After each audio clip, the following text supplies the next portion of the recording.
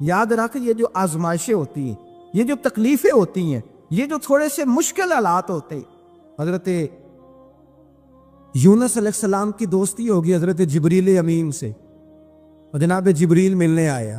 حضرت یونس علیہ السلام فرمانے لگے جبریل میرا دل کرتا ہے مجھے اس بندے کی ملاقات کرا جو اللہ کا سب سے زیادہ عبادت گزار بندہ ہے۔ حضرت جبریل امین لے گئے دور دور فلسطین کے علاقے میں، اور لے جا کر ایک بندے سے ملاقات کرائی جس کی دونوں آنکھیں بھی کوئی نہیں تھی، دونوں بازو بھی کوئی نہیں، دونوں پیر بھی کوئی نہیں، اور اس بندے کی زبان پر لفظ بڑا کیا جاری تھے، یا اللہ تیرا شکر ہے، اے اللہ تیرا شکر ہے، شکر کر رہا تھا۔ حضرت جناب سیدنا یونس علیہ السلام کہنے لگے میں نے تجھے عبادت گزار کو ملانے کو کہا تھا، تو کہاں لے آیا؟ حضرت جبریل کہنے لگے یا یونس، یہ ہر چیز جاننے کے باوجود اپنے رب کی رضا پہ راضی ہے۔ اس وقت دنیا میں نبیوں کے بعد جس سے اللہ سب سے زیادہ پیار کر رہا ہے وہ یہی بندہ ہے، یہ اپنے رب کی رضا پہ راضی ہے۔ اے تن میرا کنگی ہووے تے میں زلف سجن دی باواں، تے پوش میرے دی جتی بن جائے تے میں یار دی قدمی آواں، مارو مارو مینو مار مکاؤ کوئی عذر نہ پیش لے آواں، تے جے سونا ہی میرے دکھ وچ راضی، جے سونا ہی میرے دکھ وچ راضی، جے سونا ہی میرے دکھ وچ راضی، تے میں سکھ نو چلے گاواں۔ مانا کہ جب اس حال میں راضی ہے تو بس ٹھیک ہو گیا، ٹھیک ہو گیا، وصل اچھا ہے نہ فراق اچھا ہے، بس جس حال میں محبوب رکھے وہی حال اچھا ہے، بس جس حال میں انہوں نے رکھا بات ٹھیک ہو گئی۔ اس میں اب انسان شکوہ کرتے پھرے کہ یہ کس طرح ہے وہ کس، اپنے آپ کو مطمئن رکھا ہے۔ مشکل کے بعد جو آسانی حضرت لقمان حکیم، ان کے نام پر قرآن مجید کی پوری سورت ہے۔ حضرت لقمان حکیم علیہ رحمہ آپ اپنے بیٹے کو نصیحت کر رہے تھے، کہنے لگے بیٹا کوئی مشکل آئے تو گھبرانا نہیں، کوئی مشکل آئے تو کرے بیٹوں کو سمجھ آ جائے کہ مشکل آئے تو، سمجھ آ رہی ہے بات کی، مشکل آئے تو، اور کیا خوبصورت جملے، بیٹے کو بٹھا کے کہتے ہیں بیٹا چھوٹی مشکل آئے گی تو اللہ بڑی مشکلات آسان کر دے گا، سمجھو چھوٹی مشکلات آئیں تو اللہ نے بڑی مشکلیں اس نے آسان کر دی۔ اور آپ کو بتاؤں اصل انسان ہوتا ہی وہ ہے جو مشکلوں میں جینے کا ڈھب سیکھ جاتا ہے، وہ بن جاتا ہے جو کرب کے حالات میں جینے کا سلیقہ سی۔ اپنے بچوں کو یہ سمجھانا کہ حضرت لقمان بیٹے مشکل آئے تو گھبرانا نہیں، بڑی کو ٹال دیتی ہے، وہ نیکی کا اور آسانی کا پیش خیمہ ہوتی ہے۔ اللہ اس کے بعد آسانی سمجھا رہے ہیں۔ کچھ دنوں کے بعد کہنے لگے آؤ فلاں اللہ کے نبی کی ملاقات کو چمچ، فلاں نبی علیہ السلام سے ملنے چلتے ہیں۔ اس زمانے میں جو نبی تھے ان سے ملنے چلے گئے، بیٹے کو بات یاد تھی، گھوڑے پہ بیٹھے، امام ابن جوزی نے اس کو لکھا ہے، گھوڑے پہ بیٹھے تھے دونوں کے پاس گھوڑے تھے۔ اب رستہ بہت زیادہ تھا، کھانا ساتھ لے لیا، پانی ساتھ لے لیا، رستہ لمبا تھا، صحرا کا علاقہ تھا۔ جب جانے لگے تو اتنی سخت گرمی ہوئی کہ گھوڑے بھی بے ہوش ہونے لگے، اچانک ایسی گرم لو چلی کہ گھوڑے بھی۔ اب دونوں باپ بیٹا جو تھے وہ بڑی جوش میں تھے کہ جانا ہی جانا ہے، گھوڑے سے اتر کر کے پیدل چلنے لگے۔ اب پیدل چلتے چلتے ذرا آگے گئے تو اب گرمی میں جتنا بندہ پیدل چلتا ہے اتنا پیاس بھی زیادہ لگتی ہے، تو پانی پیتے رہے، کھانا کھاتے رہے، کھانا پانی بھی ختم ہو گیا۔ تھوڑا آگے چلے نا، اس قدر تکلیف بڑی کہ حضرت جناب لقمان کے بیٹے کے پیر کے اندر ایک ہڈی پیوست ہو گئی، اتنی بڑی ہڈی تھی وہ اندر ہی چلی گئی، پیر خون کے فوارے گرنے لگے، بیٹا بے ہوش حضرت لقمان اس کے سرانے بیٹھے تو بیٹا تھا نا، آنکھوں میں آنسو آ گئے۔ بیٹے نے آنکھ کھولی تو کہنے لگا ابا جی آپ تو صبر کرنے والے ہیں، آپ رو رہے ہیں۔ پر میں بیٹے میں کیا کروں، میرے سینے میں جو دل ہے وہ ایک باپ کا دل ہے، تو باپ جو ہوا تیرا تیری دکھ پر رونا آیا۔ بڑی مشکل سے دانت کے ساتھ ہڈی نکالی، ہڈی نکلی تو خون بھی چلا۔ صاحب زیادہ کہنے لگا حضور آپ نے تو کہا تھا ہر مشکل کے بعد آسانی ہوتی ہے، اور چھوٹی مشکل دے کے اللہ بڑی سے بچا لیتا ہے، تو ہم تو اچھے کام چلے تھے، مشکل پہ مشکل، مشکل پہ مشکل، یہ کیا ہے؟ حضرت لقمان کہنے لگے بیٹا نہ تو رب کی حکمتوں کو جانتا ہے نہ پوری طرح میں جانتا ہوں، لیکن جو میں نے کہا تھا وہ بات سچی ہے۔ فَإِنَّ مَعَ الْعُسْرِ يُسْرًا إِنَّ مَعَ الْعُسْرِ يُسْرًا، اللہ ہر مشکل کے بعد آسانی عطا فرمائے گا، اور فرمایا میرا ایمان ہے کہ ضرور عطا فرمائے گا۔ یہ بات کہہ رہے تھے کہ سامنے سے دھواں اٹھا، اتنا سخت دھواں اٹھا کہ آپ نے سوچا شاید وہاں آبادی ہے وہاں جاتا، وہاں چلنے لگے تو پیچھے سے کسی نے آواز دی ٹھہر جاؤ، رکو، بھائی رک گئے۔ थोड़ी देर गुजरी तो कहा रुक जाओ। जब रुके तो एक बोलने वाला बोला, कहने लगा तुम्हारे लिए थोड़ी देर के बाद जानवरों का बंदोबस्त कर दिया जाएगा, खाने का भी बंदोबस्त हो जाएगा, बच्चे का पैर भी सही हो जाएगा, चले जाना, लेकिन जरा ठहरो। हजरत लुकमान कहने लगे बोलने वाले तू कौन है? तो कहने लगे मैं अल्लाह का फरिश्ता हूं, मैं अल्लाह का फरिश्ता हूं। कहा अल्लाह के फरिश्ते और ये सारा कुछ क्या है? तो फरिश्ता कहने लगा असल बात यह है कि सामने बस्ती पर मुझे अजाब नाज़िल करने का हुक्म मिला था, आप बड़ी तेजी से आ रहे थे, मैंने रब से दुआ की कि अल्लाह इस बाप बेटे की गलती कोई नहीं, मेहरबानी फरमा। रब ने पहले आपको सहरा में उलझाया, फिर मेरी दुआ की बरकत से आपके घोड़े ठहर गए, फिर मेरी दुआ की बरकत से आपका पानी खत्म हुआ, फिर मेरी दुआ की बरकत से आपके बेटे को जख्म आया, फिर मेरी दुआ की बरकत से सामने से धुआं उठा। फरमाया ये जो तुम्हें मुश्किल पे मुश्किल आ रही थी, ये तो मेरा रब तुम्हें अजाब से बचाना चाह रहा था। ये जो तुम्हें मुश्किल पर मुश्किल आ रही थी तो मेरा मालिक तुम्हें अजाब से बचा रहा, तुम समझ ही नहीं रहे थे। हजरत लुकमान ने बेटे की तरफ देखा तो बेटे कहने लगे अप्पा जी बात बिल्कुल सच्ची है, अफ़्ज़लु ज़िक्र ला इलाहा इल्ल, ला इलाहा इल्ल। और फिर पढ़ने लगे हस्बुनल्लाहु व निअमल वकील, निअमल मौला व निअमन नसीर। ये विर्द होने लगे। भाई जब तुझे मुश्किल आती है, आजमाइश आती, तो उस वक्त समझता है पता नहीं मेरे साथ क्या बनने लगा है। अल्लाह तबारक व तआला छोटी मुश्किल दे के तुझे बड़ी से महफूज रखता है, छोटी बीमारी दे के तुझे बड़ी से महफूज रखता है। बल्कि मैं एक दफ़ा तकलीफ़ में, एक आजमाइश में मुब्तला हो गया, तो मैंने अपने हजरत से कहा कि हुजूर सारे दुख कट्टे ही आ गए, क्या किया जाए? तो आप फरमाने लगे बड़े खुश नसीब हो, जवानी में अल्लाह ने दुख दे दिए, बुढ़ापे में आए तो बर्दाश्त नहीं होते, ये तो बड़े वक्त पे आ गए, शुक्र अदा करना चाहिए, उस जमाने में बर्दाश्त नहीं होते, अब आसानी है, इनको बर्दाश्त करो, हिम्मत करो। मेरे भाई याद रखें, आजमाइशें, तकलीफें आपको पड़ा करने के लिए आते हैं। हम आजमाइश को बुरा जानते हैं, दुख को बुरा जानते हैं। दुख तो बड़े प्यारे होते हैं, ये रोने का सलीका सिखाते हैं, ये अल्लाह को मनाने का तरीका सिखाते हैं, ये मस्जिद में जाने का। वो जो सुखी बंदा है ना, सुखी, मुझे एक साहब कहने लगे दो किस्म के लोग मदीने से आते, मदीना शरीफ पूछने लगे, कहने लगे हजरत जी दो किस्म के बंदे हैं, कुछ वापस जाते हुए तड़प रहे हैं, कुछ तस्वीरें खींच रहे हैं रुखसती के वक्त, फर्क क्या है? तो मैंने कहा वो जो तस्वीरें खींच रहा है वो अमीर आदमी है, उसे पता है कि मैं फिर टिकट ले लूंगा, महीने के बाद फिर आ जाऊंगा, और ये मदीना छोड़ते हुए तड़प रहा है, ये कोई गरीब है, ये कह रहा है पता नहीं दोबारा मौका मिले कि ना मिले, ये दुखी है, ये आजमाइश। दुखी सुखी बंदा तो मक्के जाके नहीं रोता, वहां भी खड़ा है, टट के खड़ा, दुखी कोई नहीं तो रोए कैसे? रोए कैसे? दुखी दी गल दुखी ही जाने, दुखी दी गल। ओ क्या खूबसूरत लफ्ज है मियाँ साहब की, और लफ्जों में हुसन देके कहने लगे दुखी दी गल, ए दुखी आई जाने ते सुखी नू की खबरां, ते यार जिन्हां दे मौत ने मारे रोंदे नहीं तक तक कबरां। ये मुश्किल मरहला होता है, जब इंसान तकलीफ पे होता है फिर उसे एहसास होता है, और तकलीफ वाले को ही तकलीफ वाले की तकलीफ का एहसास होता है। जब आपको अल्लाह मुश्किल देता है तो समझ ले रब आसानी देना चाह रहा, जब तेज धूप आती है तो समझ ले अल्लाह गर्म हवा गुजार के ठंडी बारिश बरसाना चाह रहा है, और जब चारों तरफ से घुटन हो, पंजाबी में कहते हैं गुम्मा लग जाए, तो फिर सारे बोल के कहते हैं अब जो तूफान आएगा वो सख्त ही आए, इसलिए कि घुटन जितनी ज्यादा होती है फिर फजल भी उतना। हजरत नूह अलैहिस्सलाम की कौम को हजरत नूह अलैहिस्सलाम ने 1500 साल समझाया है, 15, कुछ लोगों ने 950 साल लिखा है ना, आला हजरत ने लिखा 1500 साल उम्र हुई हजरत नूह अलैहिस्सलाम। अल्लाह ताला बंदे को जल्दी सजा नहीं देता, बल्कि कुरान मजीद में एक जगह रब करीम इस तरह भी फरमाता है कि जब बंदे मुझे भूल जाते हैं तो मैं उनके लिए नेमतों के दरवाजे खोल देता हूँ। बंदा समझता है कि मैं कुछ तो है ना कि मेरे अंदर, कि मैं जिधर जाता हूँ खैर ही खैर हो जाती है, वो समझता है कि मेरी अकल है, हालांकि अल्लाह उसे ढील देता है, अल्लाह उसे ढील देता है। गुनाहों की सजा के 3 तरीके, एक है मुतनब्बे करना, तंबी करता है अल्लाह, बंदा मुतनब्बे हो जाता है, ये अल्लाह का बहुत बड़ा एहसान होता है। एक होता है मोहलत देना, और एक तीसरा होता है अल्लाह खुफिया तदबीर करता है। थोड़ा सा समझिएगा, इंसान पर कोई आजमाइश आई, फौरन اس کی چھٹی اس نے کہا کہ وہ فلاں جگہ غلطی کی تھی تب ایسا ہوا ہے.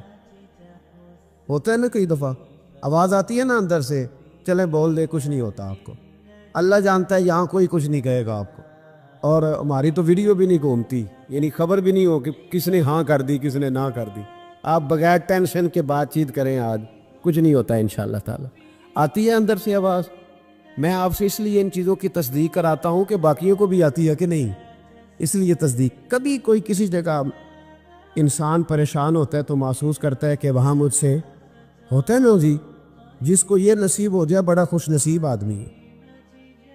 حضرت مولا علی فرماتے اگر تجھے دنیا میں سزا مل گئی تو بچ گیا ہے، سمجھ پھر اللہ کرم کرے گا، آخرت میں سزا نہیں دے گا. اور یہ یاد رکھ لے، وما اصابکم من مصیبت فبما کسبت ایدیکم ویعفو عن کثیر. اللہ فرماتے ہے دنیا میں تجھے جو بھی تکلیف پہنچتی ہے وہ تیرے ہاتھوں کے کرتوتوں کی وجہ سے پہنچتی. ویعفو عن کثیر، فرمایا کثیر گناہ تو میں ویسے ہی معاف کر دیتا ہوں. یہ جو تیری زندگی میں دکھ ہے نا، یہ بھی میری قلیل سزائیں ہیں.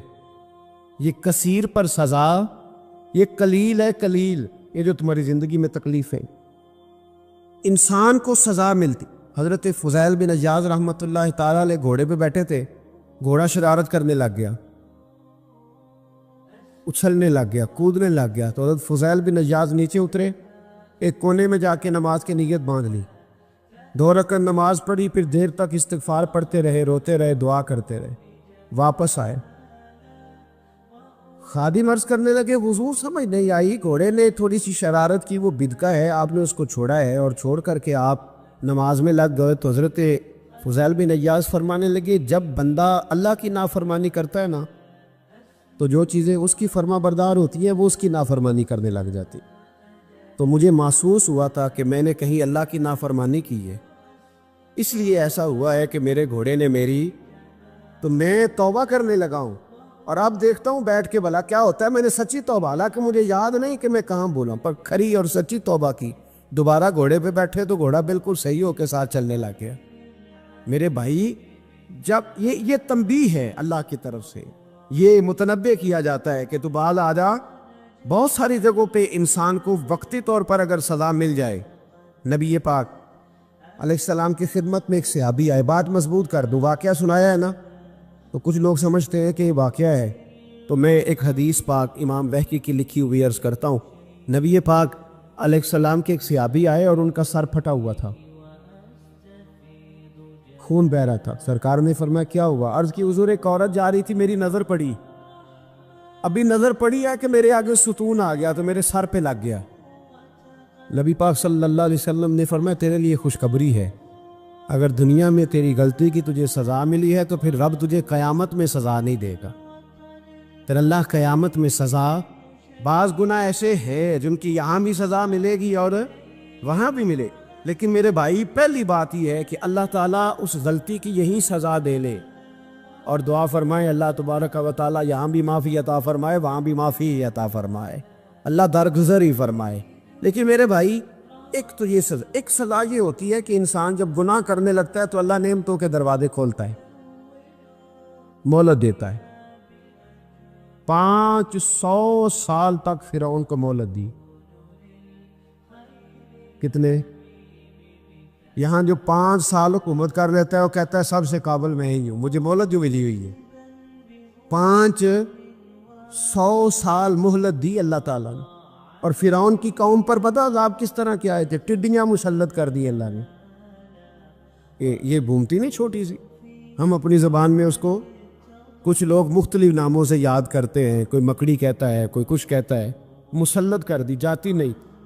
ان پر بنی اسرائیل کے ان مقابل جو فرعون کی قوم تھی ان پر الزام اس طرح کا عذاب آیا کہ مینڈک مسلط کر دی اللہ تعالیٰ. برتن کھولتے تھے اندر مینڈک نکلتا تھا، دنیا کی ہر دوائی استعمال کرتے تھے لیکن مینڈک نکل آتا تھا. تھوڑا سا سمجھا کریں چیزوں کو. ہمارے رنگ نہیں زیادہ گورے کہ ہم پر عذاب نہیں آتا.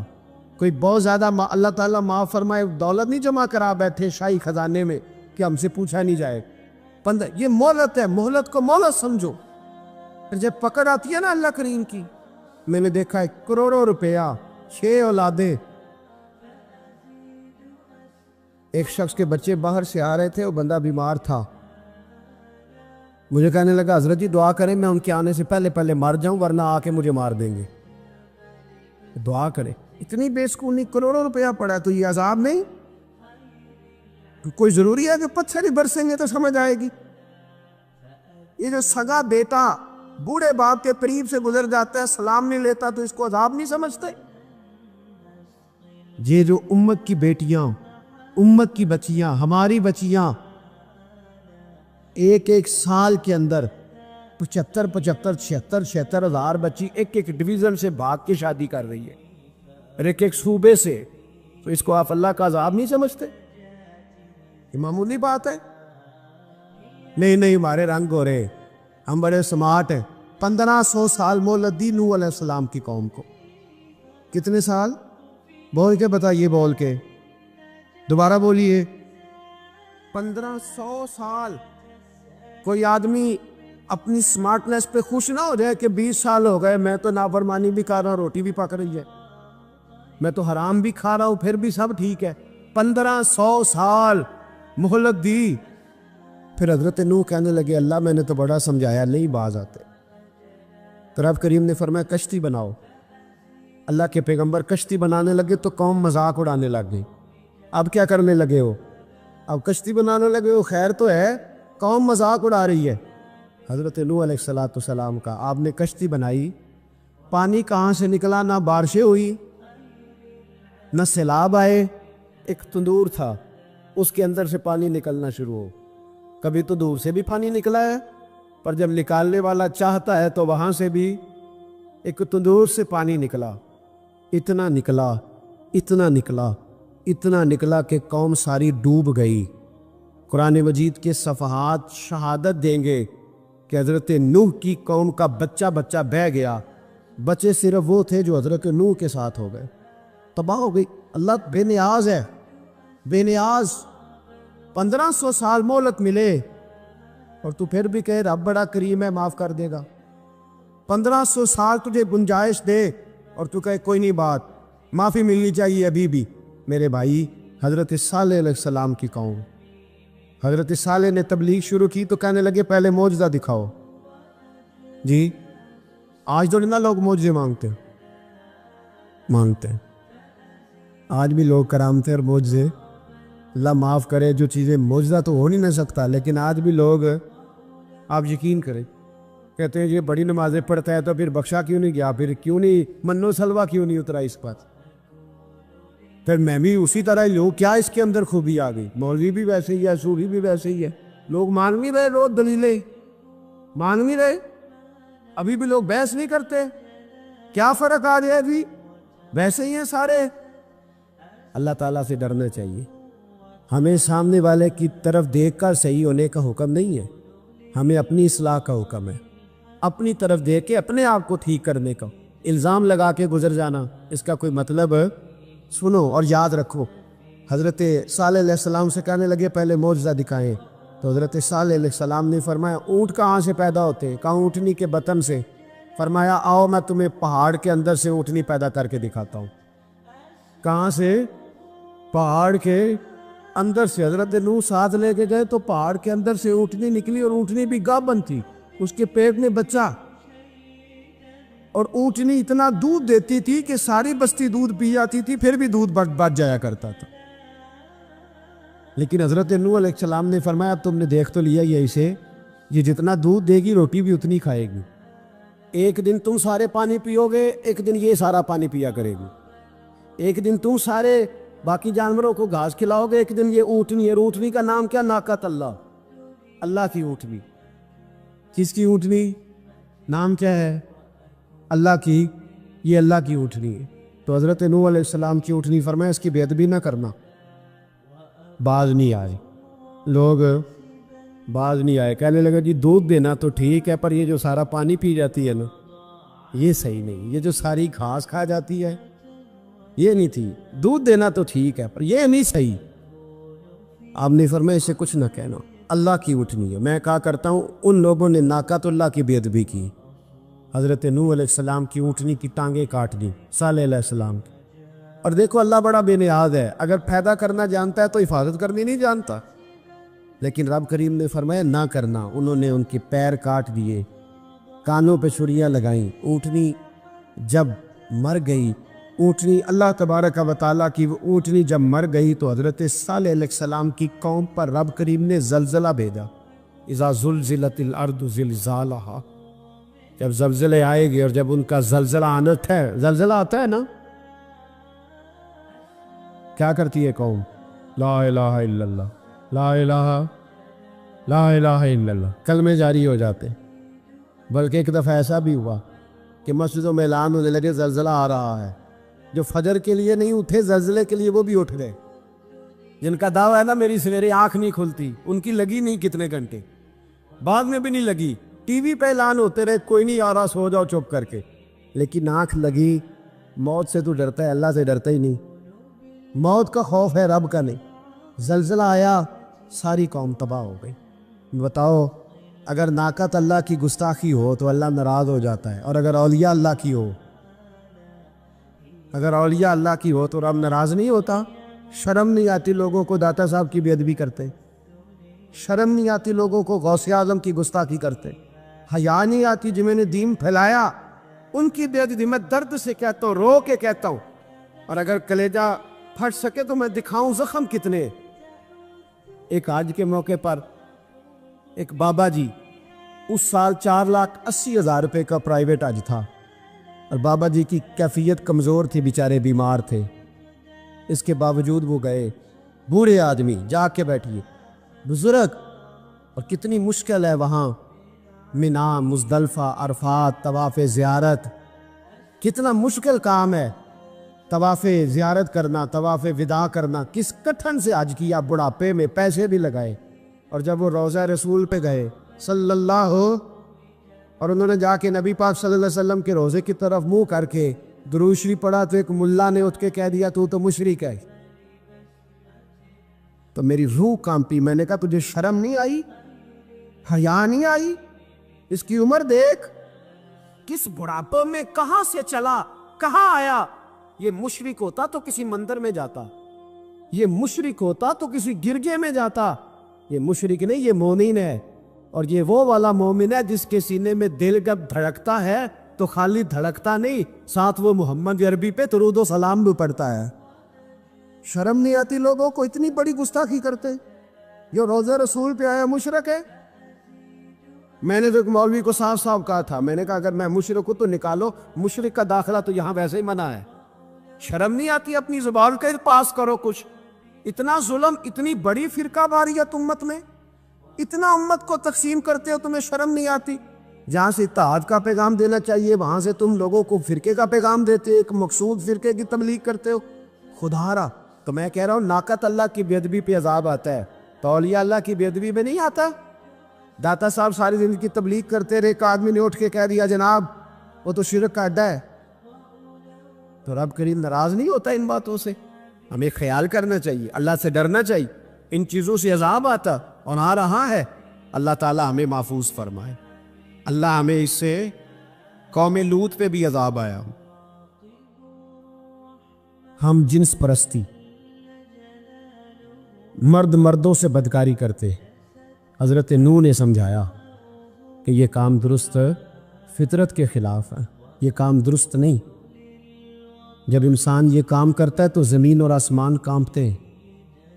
اب میں کیسے کھول کے بتاؤں، میرے پاس اعداد و شمار ہے کہ پاکستان کے اندر اس کام کی کیفیت کیا ہے، اور کس طرح کر کے لوگ، میں تو رونا روتا رہتا ہوں داڑھی کا۔ لوگ کئی دفعہ کہتے ہیں حضرت صاحب پہلے بھی آئے تھے تو داڑھی کی بات، پھر بھی آئے تو داڑھی کی بات، تو میں رونا روتا ہوں۔ اس لیے روتا ہوں کہ جو کلین شیو نوجوان ہوتا ہے وہ امرد کے حکم میں ہے، اس پر وہی حکم لگتا ہے جو عورت پہ لگتا ہے، اس کے ساتھ مرد کا اٹھنا بیٹھنا اسی طرح نہ جائے گا جس طرح عورت کے ساتھ۔ حضرت جنید بغدادی رحمت اللہ تعالیٰ علیہ کے سامنے ایک شخص نے کہا وہ کتنا خوبصورت نوجوان جا رہا ہے، تو آپ فرمانے لگے تو حافظ قرآن نہیں؟ کہا ہاں۔ فرمانے لگے جا اپنے حفظ کی خیر بنا۔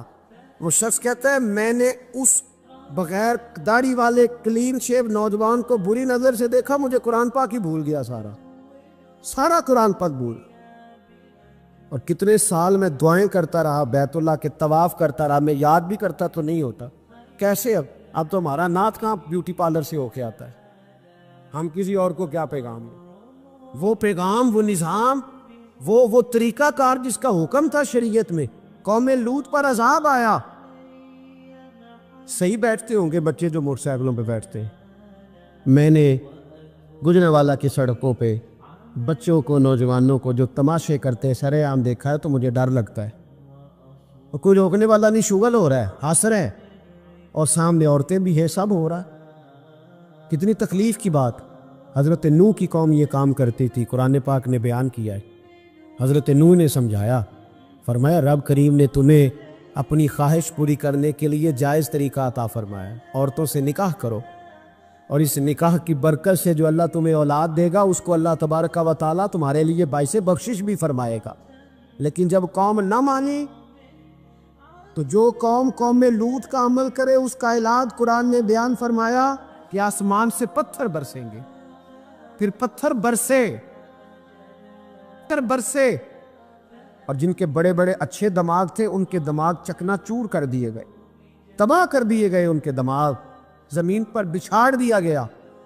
اللہ مہلت دیتا ہے، لیکن اس کا مطلب یہ نہیں کہ انسان توبہ نہ کرے۔ حضرت شعیب علیہ السلام کی قوم پر بھی عذاب آیا، اس لیے کہ بددیانتی کرتی تھی، ناب تول میں کمی کرتی تھی۔ میں نے کہا تھا شب قدر کی رات کہ یہ کوئی تماشا ہے کہ شب رات آئی تو ساری رات روتے رہے، یا اللہ معاف کر دے، یا اللہ معاف کر دے، رو رو کے چیخے مار مار روئے۔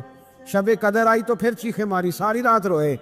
تو جس بندے کا پروگرام ہی نہیں سویرے بدلنے کا، دکان پہ بیٹھ کے پھر وہی ناب تول میں کمی، پھر وہ اللہ تعالیٰ معاف کرے۔ میں ایک مضمون پڑھ رہا تھا تو وہ فوڈ کے اسپیشل لوگ تمہیں لکھا تھا مہربانی کرو ملاوٹ ہی اچھی چیز کی کر لو، مرچ میں کیری تو نہ ملاؤ اینٹوں کی، وہ تو بیمار کرتی ہے، وہ تو خون کی آنتوں کو روک دیتی ہے۔ وہ کہنے لگا، اور وہ کہتا ہے میں تمہیں بتاتا ہوں کون کون سی چیز ملائی جا سکتی ہے، وہ ملا لو۔ خدا را اس قوم پہ رحم کرو، مہربانی۔ ایک دوست ہے ہمارے، میں وزیر آباد میں ان کے گھر بیٹھا تھا تو ایک میڈیکل، میرا کسی شخص پہ اعتراض کرنے کا میں مجموعی بات کرتا ہوں، میں ایسے ڈاکٹروں کو جانتا ہوں جو اللہ تعالیٰ فضل کرے سچ مچ کے نیک ہیں، اچھے لوگ۔ تو بچے کا میڈیکل سٹور ہے، تو والد بیمار ہو گیا، تو کہتا ہے ابا جی ڈاکٹر صاحب نے کہا آپ کو ڈرپ لگنی ہے، تو سگے باپ کو ڈرپ لگانے لگا۔ تو باپ کیا کہتا ہے پتر تیری مہربانی، مینوں کوئی اصلی لائی، اور نہ لائیں جڑی لوکاں نوں لانا ہے۔ اب وہ پیار سے سنا رہا ہے بات۔ میں نے اسے کہا کہ یہ تو ڈوب مرنے کا مقام ہے نا، ڈوب مرنے کا مقام۔ تو جس ملک کے اندر دوائی بھی صحیح نہ بکے، اصلی نہ ملے دوائی بھی، اور پھر وہ قوم کہے کہ ہم نے تو پورے روزے رکھے، ہم نے تو بڑا صدقہ اور خیرات کیا، دوائی بھی اصل نہ ملے۔ جناب شعیب علیہ السلام کی قوم ناب تول میں کمی کرتی تھی، تو اللہ تبارک و تعالیٰ نے ان پر بتا عذاب کس طرح کا بھیجا، شدید گرمی ہوئی۔ اللہ ہمیں محفوظ فرمائے، سارے آمین کہہ دیا، دیکھے کتنا اچھا موسم کر دیا رب کریم۔ اللہ ہمیں محفوظ فرمائے، اللہ رحمت فرمائے۔ شدید گرمی کی لہر آئی، باہر اتنی گرمی ہوئی کہ لوگ اپنے گھروں میں گھس گئے، جس طرح سورج کی شعاعیں گھروں کے اندر داخل ہو جا کے اس طرح گرمی کی لہر اندر داخل ہوئی۔ اور جس طرح کسی کو آگ لگ جائے تو وہ آدمی اچھلتا کودتا ہے نا، اس طرح یہ لوگ اچھلنے لگے اور اچھل کود کے مر گئے۔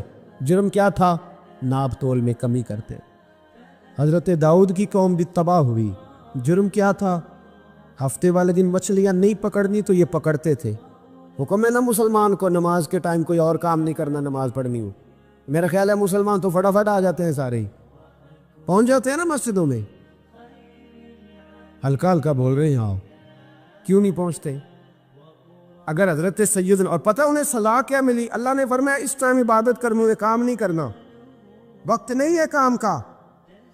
انہوں نے مچھلیاں پکڑی، 12,000 لوگ تھے، پتہ ہے مالک نے صلاح کیا دی؟ بندر بنا دیا اللہ کریم۔ قرآن مجید کا پہلا سپارہ پڑھے، فَجَعَلْنَاهَا نَكَالًا لِمَا بَيْنَ يَدَيْهَا وَمَا خَلْفَهَا۔ اللہ فرماتے پچھلوں کے لیے بھی عبرت بنا دیا، بعد والوں کے لیے بھی عبرت، نشان عبرت بنا دی۔ بندر بن گئے، اور جو ان کے دوست جو بچ گئے تھے ان کے پیر چومتے تھے، روتے تھے۔ آپ کے پاس جتنی بھی نعمتیں ہیں ان کو اگر آپ شمار کریں تو کبھی آپ کہیں گے کہ ساری نعمتوں میں آنکھ زیادہ ضروری ہے، کبھی کہیں گے کان زیادہ ضروری ہے، کبھی کہیں گے زبان زیادہ ضروری ہے، کبھی کہیں گے دل زیادہ ضروری ہے، کبھی کہیں گے روح زیادہ ضروری ہے۔ لیکن میں آپ سے عرض کروں، ان ساری چیزوں کے بغیر گزارا ہو سکتا ہے، رسول کائنات کی غلامی کے بغیر گزارا نہیں ہو۔ کیوں؟ اس لیے کہ اگر حضور کی شفقت نہ ہو، نبی پاک علیہ السلام کی رحمت نہ ہو، وہ ابن القیم نے ایک جگہ پہ کہا تھا کہ یہ حضور نے ہمیں انسان بنایا ہے، یہ نبی پاک علیہ السلام نے انسانیت کے اسباق پڑھائے ہیں، اخلاقی رویے کیا ہوتے ہیں حضور نے بتلائے ہیں۔ اگر حضور کا کرم نہ ہوتا تو انسان ایک دوسرے کو کاٹ کے کھاتا۔ یہ حضور نے بتلایا ہے کہ تم نے کس طرح زندگی کو گزارنا ہے۔ محبوب کریم علیہ السلام کا وجود نور ایک ایسی چیز ہے کہ اگر وہ کائنات سے معاذ اللہ سائڈ پہ کر دیا جائے تو اس کائنات کا قائم رہنا کسی صورت بھی ممکن ہے ہی نہیں۔ اسی لیے تو اقبال نے کہا تھا کہ ہو نہ یہ پھول تو بلبل کا ترنم بھی نہ ہو، چمن دہر میں کلیوں کا تبسم بھی نہ ہو نہ یہ ساقی تو پھر میں بھی نہ ہو، خم بھی نہ ہو، اور بزم توحید بھی دنیا میں نہ ہو، تم بھی نہ ہو۔ وہ بڑی بات کہہ گئے ہیں، میں نے بھی اس کو کوئی نہیں کھولنا، کہتے ہیں بزم توحید بھی دنیا میں نہ ہو، تم بھی نہ ہو، خیمہ افلاق کا استادہ اسی نام سے ہے، اور نبض ہستی تپش آمادہ اسی نام سے ہے۔ تو اقبال پھر ہمیں کرنا کیا ہے؟ کہنے لگے کرنا آپ کو یہ ہے کہ قوت عشق سے ہر پست کو بالا کر دے اور دہر میں اسم محمد سے اجالا کر دے۔ یہ کرنے کا کام ہے، اس رستے پہ آپ چل پڑیں۔ میرے بھائی، پہلی امتوں کے آپ تذکرے پڑھ لیں، کتابوں میں موجود ہیں، سورہ اعراف کو دیکھ لیں، اس میں بہت ساری چیزوں کا تذکرہ کر دیا گیا ہے، اور بھی قرآن مجید کی بے شمار صورتیں ہیں، آپ ان کو دیکھ لیں، اس پر غور کر لیں۔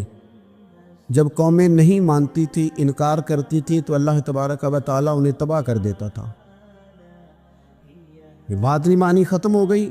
ایک مقصد ہے نا جس کے لیے کسی چیز کو بنایا گیا ہے، تو مقصد تخلیق انسانیت کیا ہے کہ وَمَا خَلَقْتُ الْجِنَّ وَالْإِنسَ إِلَّا لِيَعْبُدُونِ، جنوں اور انسانوں کو اللہ نے اپنی عبادت کے لیے پیدا کیا، اور ان کو جب عبادت کی دعوت دی گئی، جب انہیں پیغام دیا گیا اللہ تعالیٰ کی توحید کا، انہوں نے نہیں مانا، تو جس مقصد کے لیے بنایا تھا جب اس طرف ہی نہیں آئے۔ یہ پنکھا لگایا جاتا نا ہوا کے لیے، تو اگر پنکھا ہوا نہ دے تو اس کا کوئی چھت پہ کام ہے، اس کو اتار کے تو آپ سکریب والے کے پاس بھیج دیں گے، بھی ختم ہو گئی بات۔ تو مقصد جو تھا نا اللہ کی عبادت تھی، تو جب قومیں اللہ کی عبادت کی طرف نہیں آئیں تو اللہ نے انہیں تباہ کر دیا اور صفحہ ہستی سے مٹا دیا۔ اللہ تعالیٰ کے پیارے محبوب علیہ السلام نے کفار مکہ کو، قریش کو، عالم عرب کو، عالم انسانیت کو دعوت دی، وَدَاعِيًا إِلَى اللَّهِ بِإِذْنِهِ وَسِرَاجًا مُنِيرًا۔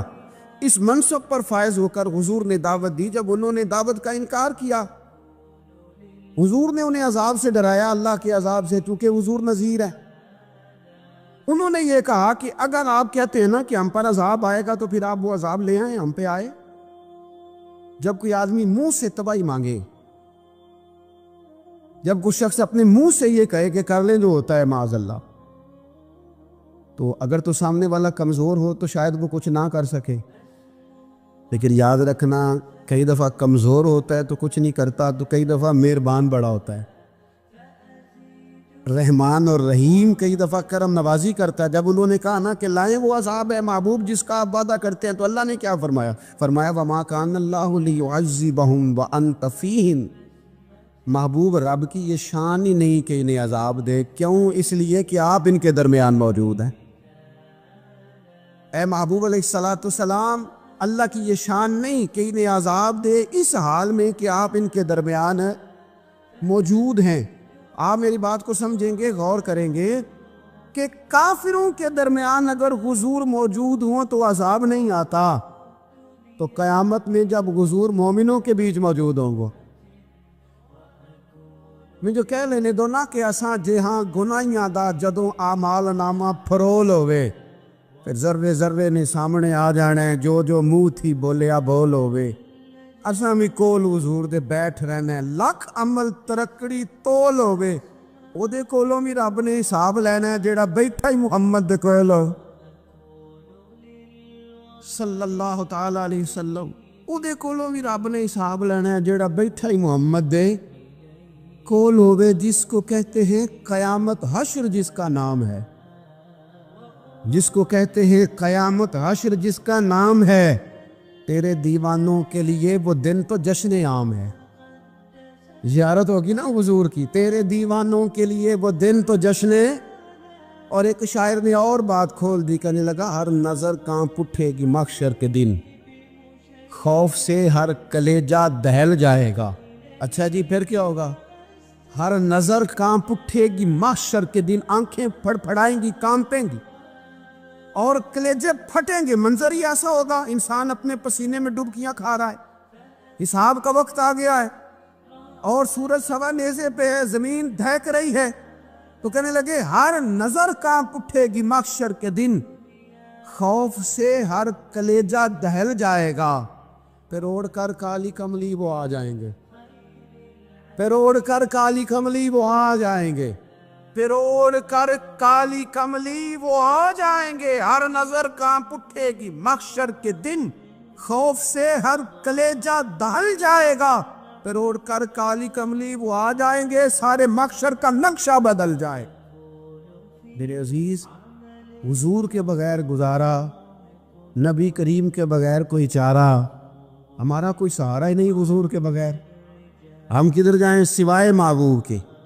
اس لیے نا صحابہ اس بات پر مطلع ہو گئے تھے، وہ نا بڑی بڑی دھیمی دھیمی باتیں پوچھتے رہتے تھے، اطلاع مل گئی تھی نا کہ اصل کرنا کیا ہے۔ تو جو رازدار لوگ ہوتے ہیں نا وہ پھر دھیمے دھیمے راز کی باتیں کرتے ہیں۔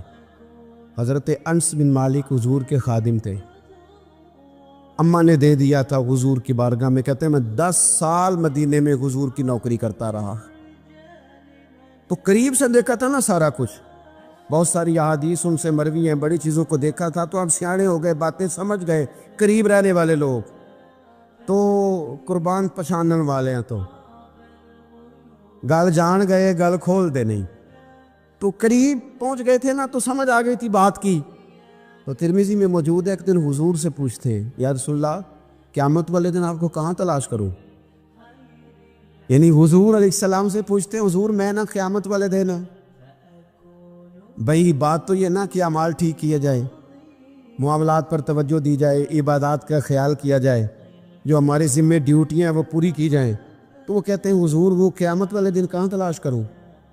تو حضور نے بھی نہیں فرمایا کہ تو اعمال ٹھیک کر، مجھے ڈھونڈنے کی کیا ضرورت ہے، کہاں ڈھونڈوں؟ تو حضور فرمانے لگے مسکرا کے فرمانے لگے، چونکہ قربان پچھانن والے ہیں، تو اے گل جان گئے، گل کھول دے نہیں۔ حضور علیہ السلام سے کہا یا رسول اللہ میں نہ قیامت والے دن کہاں تلاش کروں؟ تو حضور فرمانے لگے حوض کوثر پہ۔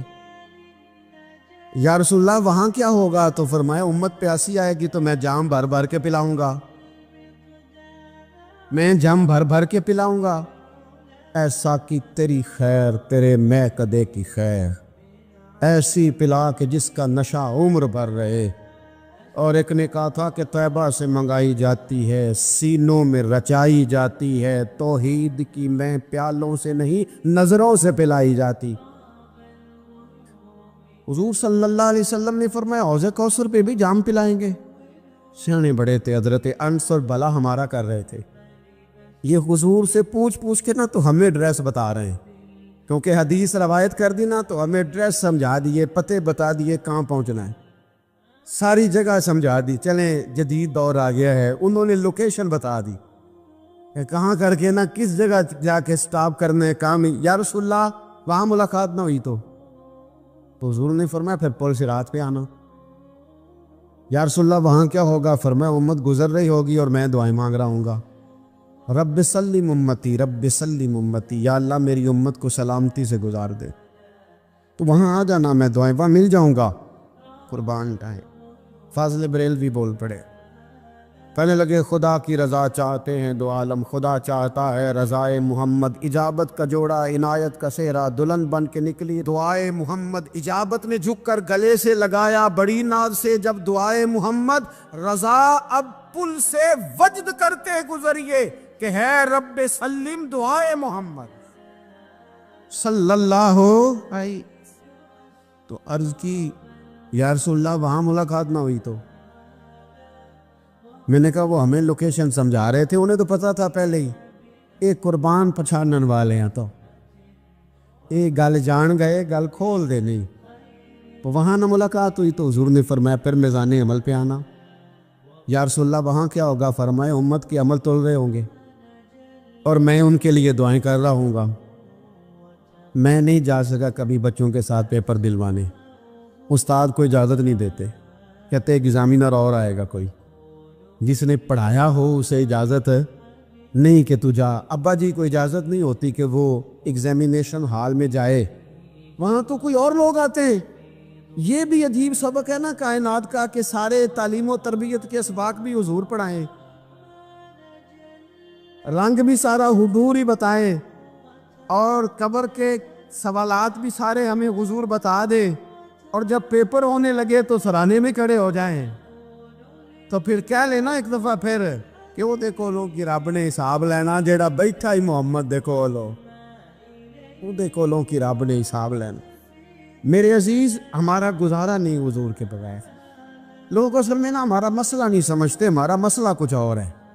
لوگ ہمیں نا بلا وجہ پریشان کرتے ہیں، کبھی جھنڈے سے، کبھی ڈنڈے سے، کبھی جھنڈی سے، کبھی کسی شے سے، کبھی کسی شے سے، کبھی کہتے ہیں وہ نعت اونچی پڑھ لی، کبھی کہتے ہیں سلام اونچا پڑھ لیا، کبھی کہتے ہیں وہ جھنڈیاں لگا دی۔ میں نے کہا آپ کی بات بھی ٹھیک ہے پر ہمارا مسئلہ تو سمجھو نا، ہمارا گزارا نہیں نا بھائی۔ جو کسے دا عاشق ہوئے وہ گل لو سے دیکھو، 100 مکر بہانے کر کے۔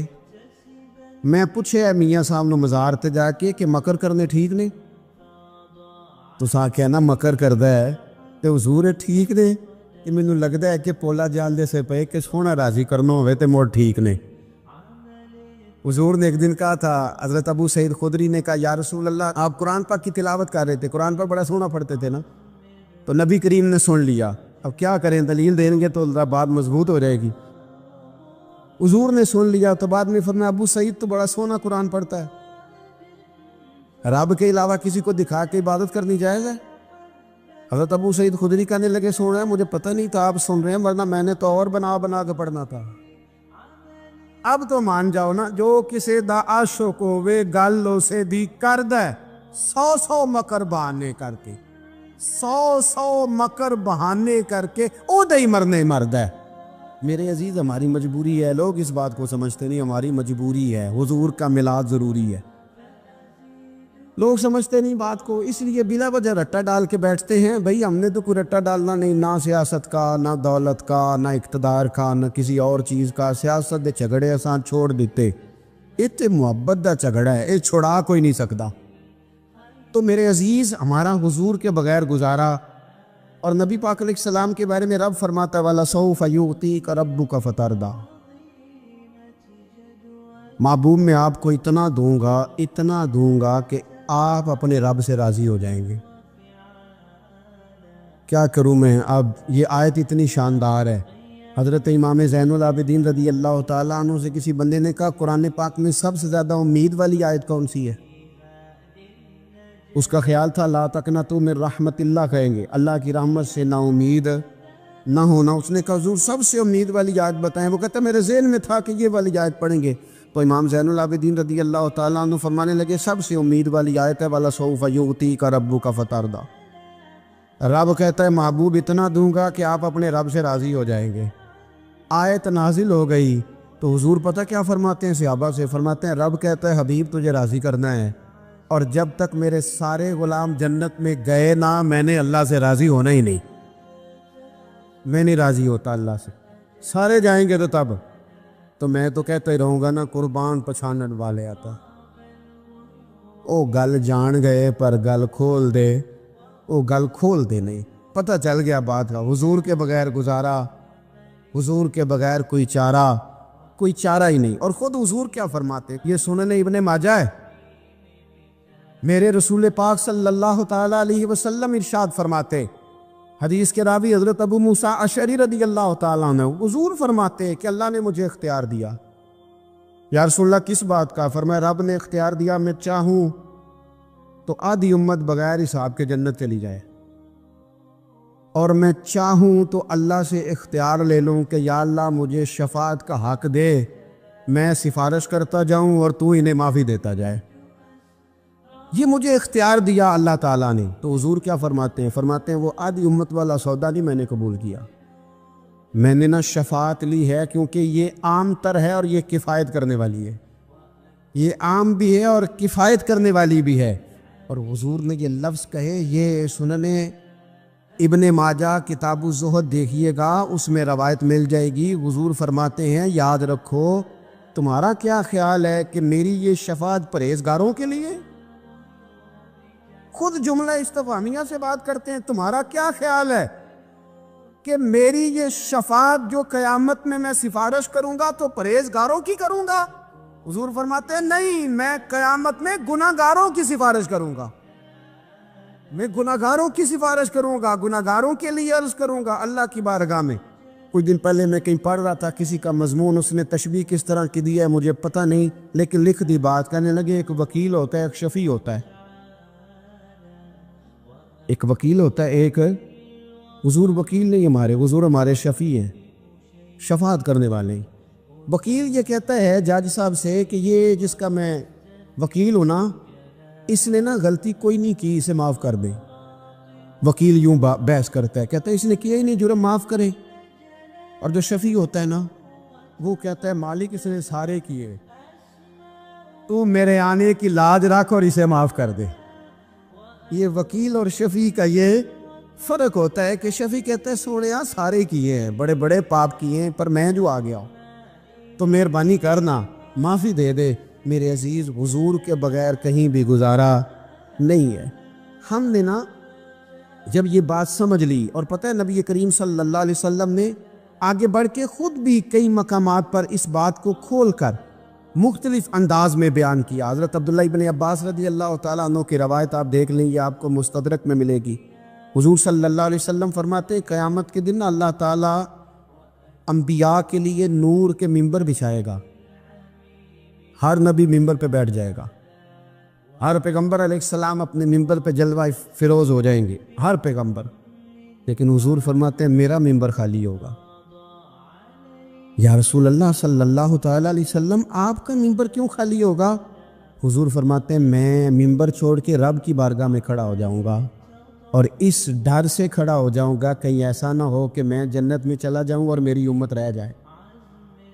میں اپنی امت کی سفارش کروں گا، رب میری امت کی سفارش قبول کرے گا۔ فرماتے ہیں میں اتنی سفارش کروں گا، اتنی سفارش کروں گا کہ جہنم کا دروغہ مجھ سے کہے گا کہ محبوب کمال ہو گئی، آپ نے تو اپنا کوئی غلام دوزخ میں رہنے نہیں دیا، سارے آپ نے نکال دیے۔ کسی شاعر نے بڑی خوب بات کی تھی، اس نے کہا تھا کہ یاد رکھو قیامت کا جو دن ہے نا، یہ قیامت کا دن دراصل ہمارا وقت ہوگا خاص، جب ہم نبی پاک صلی اللہ علیہ وسلم کی بارگاہ میں جائیں گے تو ہمیں سمجھ آ جائے گی کہ دنیا میں ہم نے کئی دوستیاں لگائی تھیں پر جھوٹی لگا بیٹھے۔ ایک دوستی سچی ہے جو مدینے والے کی ہے، وہ کہتے ہیں محمد بوٹیا جھوٹا ہی جاگ سارا، یہ سچیاں مدینے والے دیاں یاریاں نے، سچیاں مدینے والے دیاں۔